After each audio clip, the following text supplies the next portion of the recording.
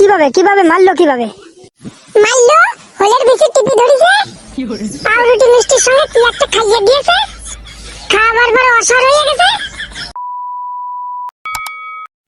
বলছি এখানে ঘটনাটা কি হয়েছিল?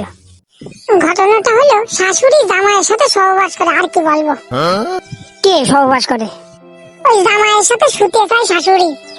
এখন ও বলিছে ও এই কর্ম করতে পারবে না, ছেলে বলিছে। জামাই শাশুড়ি মেয়ে সব এক ঘরে শুতে চায়, কিন্তু ও শোয় না।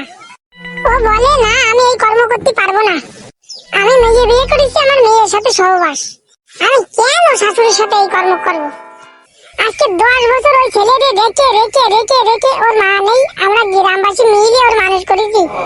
আমরা মানুষ করিয়ে তারপরে লাস্টে ওই মা খেতে খেতে মেয়েরে বিয়ে দিল, মেয়েরে বিয়ে দিয়ে আর মেয়ের কাছে পাঠায় না। ওই বিশ্বজিৎ পোদ্দার মন্ডল? হ্যাঁ হ্যাঁ মন্ডল। বলছি কেন মারলো? মারলো স্বামী স্ত্রী, ও যদি ওর নিজের বাড়ি আছে, নিজের বাড়ি আসতে চাই, শাশুড়ি বউ আসতে দেয় না। এই যে ওর কাছ থেকে 7 লাখ টাকা নিয়েছে শাশুড়ি। কিভাবে কিভাবে মারলো কিভাবে?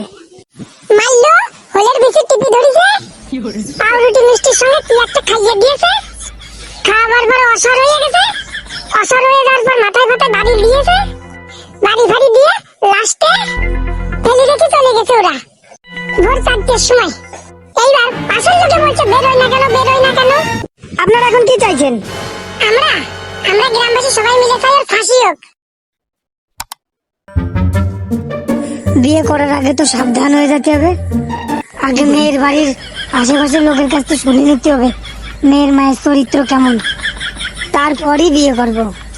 তা যদি না হয়, আমারও তো বিয়ে করার শখ নাই। মেয়ের মায়ের চরিত্র খারাপ হোক, তাতে কোনো সমস্যা নেই, কিন্তু পিছিয়ে দূরে দূরে ছিটিয়ে না ধরে।